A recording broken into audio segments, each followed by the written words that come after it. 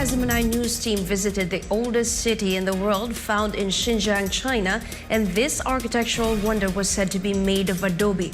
Our correspondent Jade Calabroso will take us to the ruins of the ancient city of Jiaohe.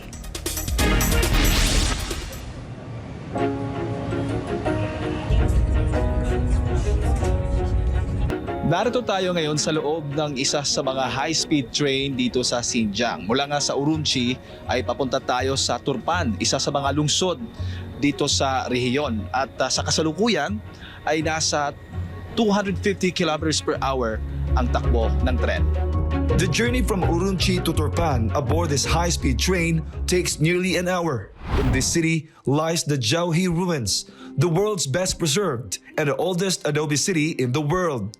Thousands of years have passed, but the city's layout remains intact, including its roads, government offices, temples, pagodas, and alleyways, all within the Jiaohe ancient city. Many tourists wish to visit this place because it offers a unique opportunity to witness ancient China and the history of the region through the remaining structures and other architectural remnants from bygone eras. Jiaohe ancient city in Turpan has a dry climate and low rainfall. The yellowish soil found here is high in calcium. It forms a gel-like substance when wet and hardens further when it dries. This unique soil composition has preserved the ancient city for over 2,000 years, preventing its decay. The term adobe architecture refers to buildings constructed from uncooked materials like digging a garden directly from the earth and forming walls directly from it. This earthen city was established between the 2nd century BC and the 5th century AD, experiencing significant developments during the northern and southern dynasties and reaching its zenith during the Tang dynasty. About 1,000 years ago, this architectural wonder served as the headquarters of the Anxi Protectorate, the highest military institution in the western regions during the Tang dynasty. This ancient city without walls is a rare treasure in the world because it has been perfectly preserved. As a renowned world's most perfect ruin, Jiaohe ancient city holds genuine historical relics with no elements of fabrication. In 1961, it was designated as a National Key Cultural Relic Protection Unit. In 2014, Jiaohe ancient city was included in the Silk Roads, the routes network of Chang'an-Chanshan Corridor, on the UNESCO World Heritage List for serving as a key passage on the ancient Silk Road and a communication hub among various cultures. Reporting from Turpan, Xinjiang, China, for God and my beloved Philippines, this has been Jade Calabroso, SMNI News. The Philippine Olympic Committee has issued a call to China ahead of the upcoming 2023 Asian Games in Hangzhou. The details from MJ Mondihar. Team Philippines is all set for the upcoming 2023 Asian Games in Hangzhou, China. According to Philippine Olympic Committee o POC President Bambol Tolentino, the Philippines will send its largest delegation to the Games. We will be sending 396 athletes. The Philippine team will participate in 40 sporting events, and the POC is optimistic about securing numerous victories in individual games. This remains true even though star gymnast Carlos Yulo will not be able to compete due to scheduling conflicts. However, the world's number 2 pole vaulter EJ Obiena has committed to the event, as has weightlifter Hidelin Diaz. Team Philippines also has high hopes for surprise performances in track and field and boxing. Ang boxing po sa Asian Games will be qualifying for Olympics. Kaya kailangan pagbubutihin po nila to sigurado. The Philippines is also expected to perform well in esports and will not back down in martial arts, golf, and swimming. But how will the Philippine men's basketball team fare in the Asian Games, especially after Gilas Pilipinas' recent campaign in the FIBA Basketball World Cup? Basketball, we're still waiting for the result of our appeal so other players can, if they will be allowed to play.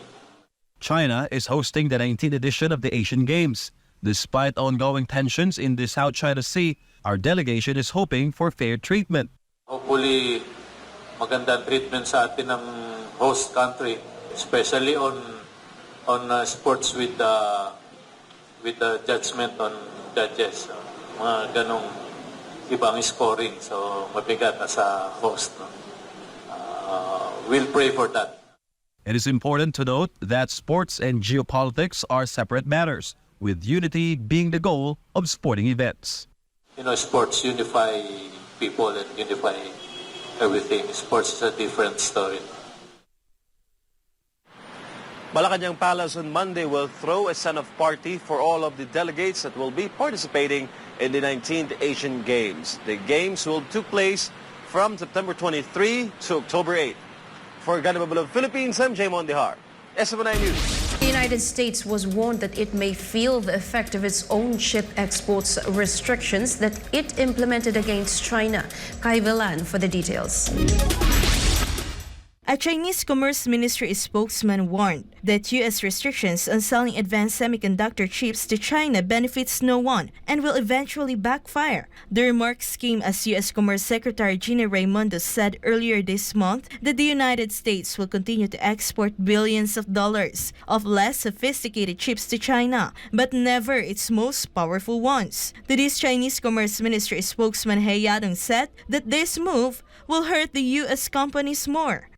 我们注意到了相关的报道，美方限制对华出口芯片的相关措施，违背市场规律，割裂全球半导体市场。这不仅损害中国企业的正当权益，也严重影响了包括美国企业在内的全球半导体企业的利益。中国是全球最大的半导体市场。 对中美半导体产业经贸往来人为设限，损人不利己。中方始终坚持开放包容、合作共赢，将继续加大开放力度，推动全球科技交流和经贸合作。 To recall, the semiconductor sector has been the center of the trade war between the United States and China, aside from the One China policy issue regarding Taiwan. Reporting, this has been Kai Villan, SMNI News. Chinese President Xi Jinping hailed the ironclad friendship between China and Cambodia during a bilateral meeting in the Chinese capital of Beijing on Friday. Anisa de Guzman tells us more. China and Cambodia pledged to maintain their strong bilateral ties as Cambodian Prime Minister Hun Manet visited the economic powerhouse for a 3-day official visit. The trip marks Hun Manet's first official trip abroad as Prime Minister since succeeding his father as the new leader of Cambodia in August. In front of Chinese and Cambodian officials, President Xi Jinping praised the 45-year-old leader for choosing China as his first destination as Prime Minister. Hun Manet, for his part, assured that the Cambodian government will strengthen its friendly relationship with China as part of its foreign policy. Both sides pledged stronger cooperation in law enforcement, security, and industry. The 4-star general is officially visiting China from September 14 to 16. Cambodia and China's friendly ties endured for the past 65 years, which became stronger under the leadership of former Cambodian Prime Minister Hun Sen. Di siya Anisa de Guzman, Rangan Chakuntep Hanakon, SMNI News, Protetay, Sawadika.